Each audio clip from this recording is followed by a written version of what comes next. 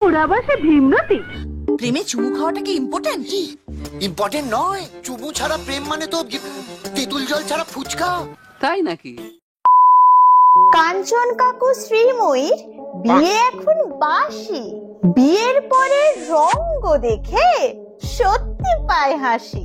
Interview দিতে গেলেও আদিক্ষেতা চলে। কমেন্ট সেকশনে চোখ রেখে দেখো লোকে কত কি বলে। কাঞ্চন কাকু শ্রীময়ীকে ঘুম পাড়িয়ে দেয়। প্রেম নাকি অভিনয় সবই বোঝা যায়। লোককে না দেখিয়ে নিজেরা ভালো থাকো। কাঞ্চন কাকু উড়ু উড়ু মন, পারলে আটকে রাখো। তো কেমন আছো সবাই? তো আজ আমি কথা বলবো বিবাহ অভিযানের জয়ী মশা হাতির জুটি কাঞ্চন শ্রীময়ী। কাঞ্চন কাকু শ্রীময়ীর বিয়ে বেশ অনেকদিন হয়ে গেল, তবু তাদের নামের কন্ট্রোভার্সি যেন শেষই হতে চায় না। কখনো পাবলিক ইন্টারভিউ বা কখনো নিজেদের গোপন মুহূর্ত নিজেরাই ক্যামেরা বন্দি করে পাবলিক করে লোক হাসানোর জন্য। বিয়ের পরের প্রথম বসন্ত উৎসব খুব ভালোভাবেই কাটিয়েছে এই রঙিন জুটি। বিয়ের পরের প্রথম বসন্ত উৎসব, তাই শ্রীময়ীর সাজছিল নজর কাড়া। তাই সবার নজর ছিল শ্রীময়ীর দিকে, কিন্তু মুখের দিকে নয়, পিঠের দিকে। বলেন কি?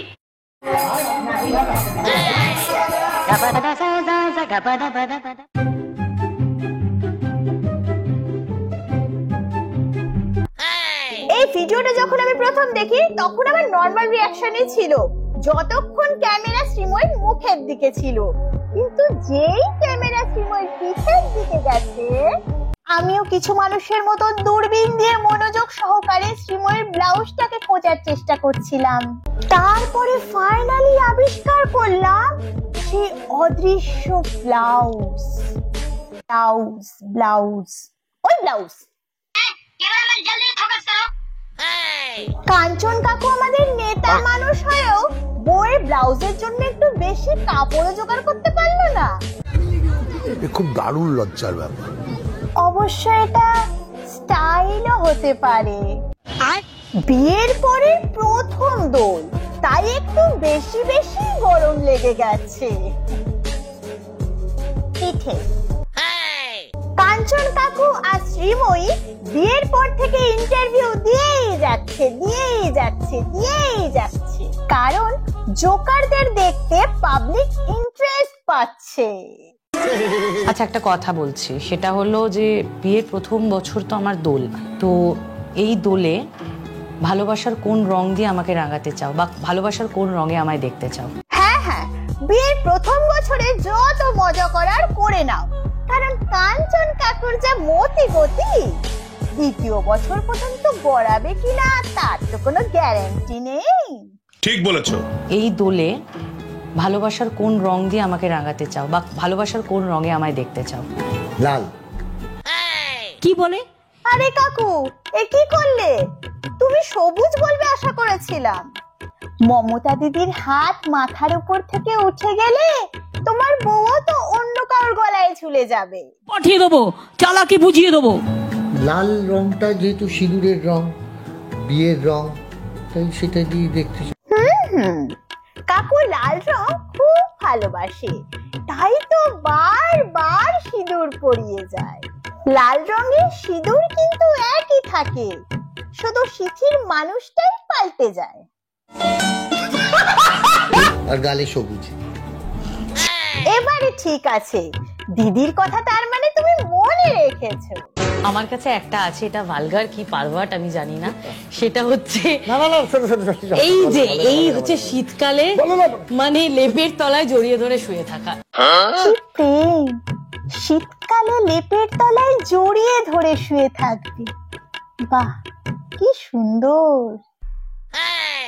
বলছি যে তোমরা লেপের তলায় কিভাবে শোবে সেটা আমরা জেনে কি করব? আর জড়িয়ে তো শুতে হবেই, কারণ বরের যা মতি গতি, যদি আবার অন্য কারোর কাছে পালিয়ে যায়।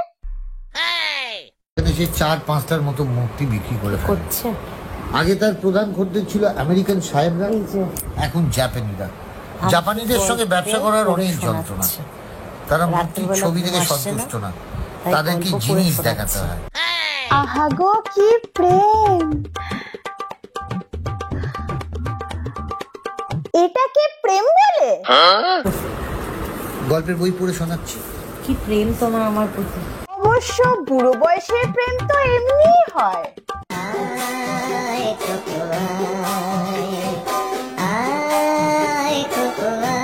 মনে হচ্ছে বাবা মেয়েকে ঘুম পাড়াচ্ছে। গল্প শুনে আর কতদিন ঘুম পাবে? গল্প শেষ হলেই তো বউ পাখি উড়ে যাবে। তো বাতেলা মেরে লাভ নেই। আর আমার সম্পর্কে নিয়ে আপনি ভাবলেও আমার বিপ, না ভাবলেও আমার বিপ। আরে কাকু রাগ করছো কেন? যেটা তোমরা দেখাচ্ছ আমি তো সেটাই বলছি। কাঞ্চন কাকু যে এত রাখতে পারে আগে তো জানা ছিল না।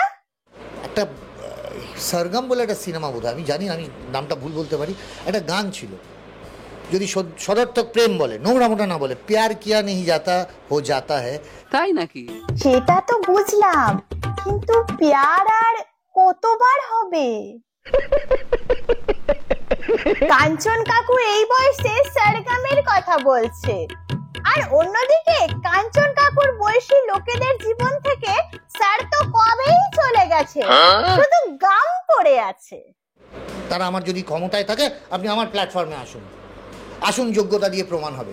না না, কারোর ক্ষমতা হবে না হরিনামের বয়সে বিয়ে করার, তাও আবার 3 নম্বর।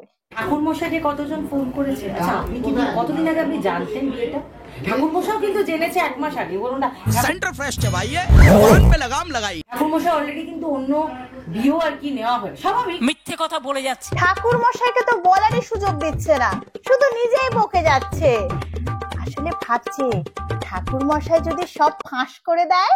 একটা জামা পরছি, চেন লাগাতে পারছি না, সে চেনটা দেখতে পাচ্ছে না। আমি বললাম দাদা তুমি কি পারবো, আমি কি করে করব, আমি তো কোনোদিন এইভাবে লাগাই। আমি না, কেন তোমাকে চেনটা লাগাতেই হবে, তুমি চেন লাগাতে পারছো না, হুক লাগাতে পারছো না, এই নিয়ে আমার সাথে ঝগড়া।